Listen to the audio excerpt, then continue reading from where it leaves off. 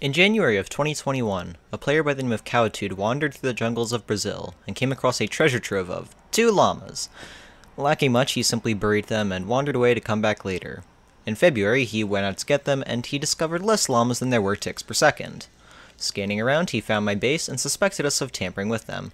He was disturbing the villagers in return, and quickly an alert rang out.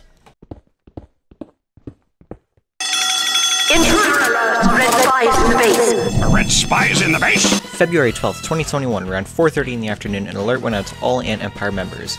A player by the name of Cowitude had arrived on our shores and was stealing the villagers. Instantly, accusations were tossed around about theft, murder, and just general swashbucklery and skullduggery.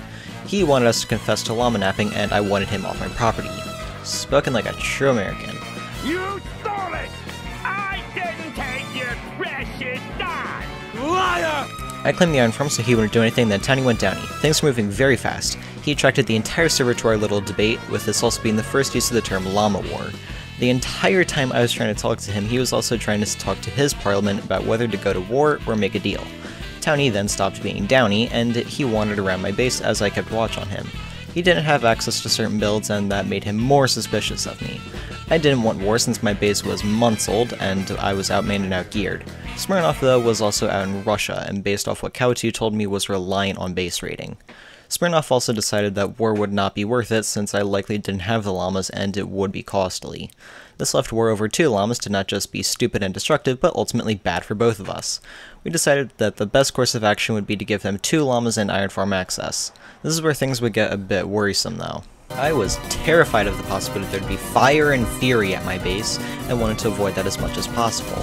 I thought about what to do next and continued work on the iron farm, while trying to figure out where to find llamas. 1 week goes by and I found no llamas.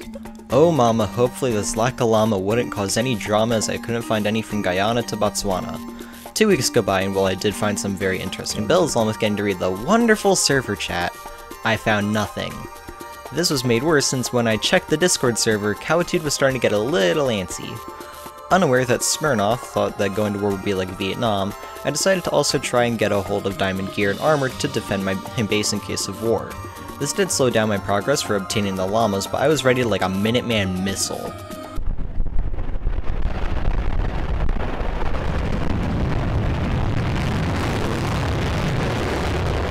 I was also hoping that at least if I couldn't get the llamas, I could at least appease them with the iron farm. This was bad due to the fact that the server was a mess and wouldn't give me any villagers. I genuinely went AFK for over an hour, but nothing would happen. I also wasn't the only person who was suffering from their villagers acting as if they were infertile, because apparently this was a bug that was affecting the whole server for months. While AFK, I decided to just say frick it and ask on SMPEarth, the Discord server, if anybody's willing to sell llamas. Finally!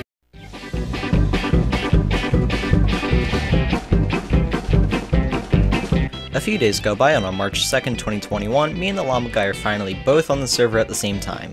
I still remember hopping on SMPEarth to do some grinding at Volcano, and I found him on the tab menu and immediately asked for llamas. It costed me 50k, but I didn't care since quartz mining was profitable as heck. I then teleported over to the base and grabbed the llamas from them.